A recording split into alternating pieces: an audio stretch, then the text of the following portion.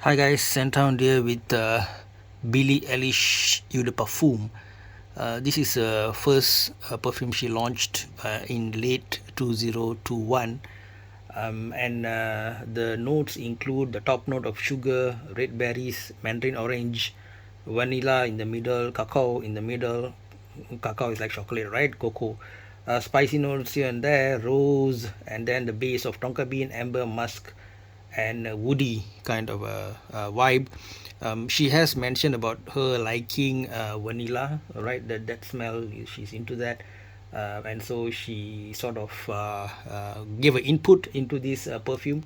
Although in terms of the note itself, the blend itself is by there is a perfumer for it. Okay, there is a nose for it. I believe the name is Steve De Mercado, the guy who actually blended the whole thing. And there are people who compare this to Latafa's Nebras, which is supposed to be a bit cheaper and longer lasting and whatnot. But anyway, that's that.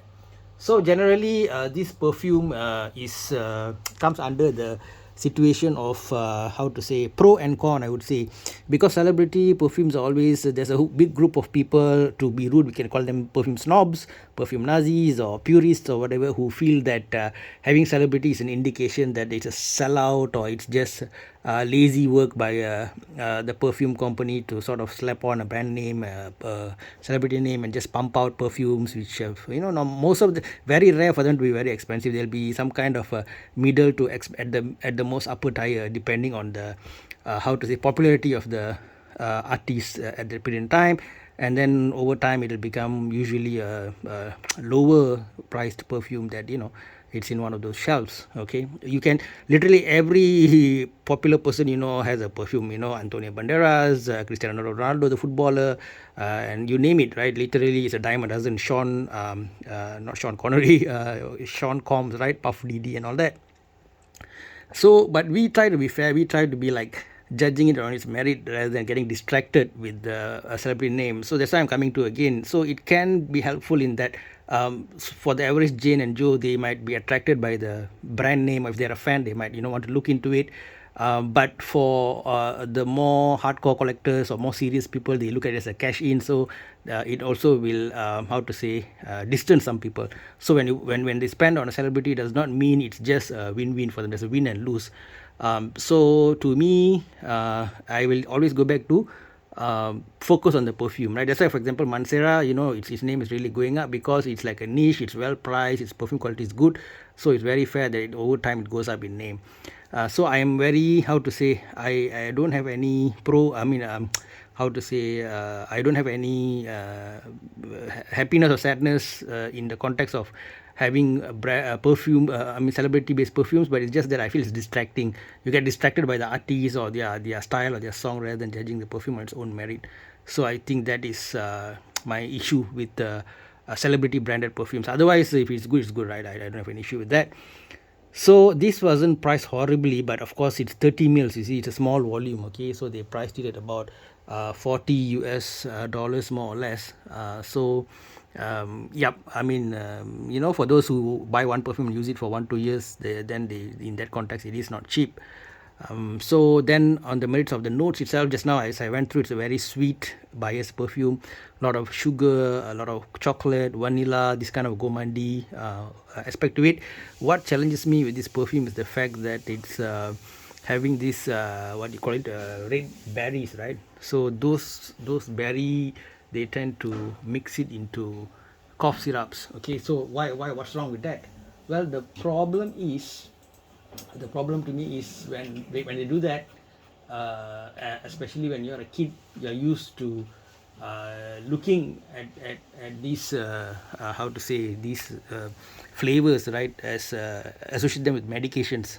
When you're sick, you go to the clinic and you smell that cough syrup with a berry flavored cough syrup, and then you associate it with being ill, being unwell. So you get a bit of a negative feeling about it. So that sort of puts me off. The red berry thing puts me off a bit, but otherwise it is quite decent. I do love myself some chocolate ambery kind of perfumes, and I would like it if it have some incense. There's one Givenchy Boise, I think, if I'm not mistaken, has this whole incensey chocolatey vibe, which I really like, very masculine. But in this case, red berry sort of putting me off. Otherwise, I think reviewers have talked about this design of the bottle. It's kind of cool. It's kind of has got an artistic feel to it. I don't think it's very, how to say, kitschy or very cheap. It's quite classy looking. And if you can see how you open it like that. Okay, so that is the atomizer there, and the bottle itself. So I think it's quite cool. I think quite decent, interesting, creative, as well as you know, I mean, it doesn't just it's not just a copy of any other look. It's not neither too boring nor overly exaggeratedly kitschy like trophy design or dumbbell design, that kind of thing. It's quite classy. So bottle is good. Smell, as I said, is, I think it's quite decent. Performance is more decent, but torsos, bodies, human bodies, just I took it out just to show you that another example of a famous male perfume, JPG Lamol. And this, I think, is quite similar because it's a spicy, warm, cardamom based vanilla perfume, and there's a similarity.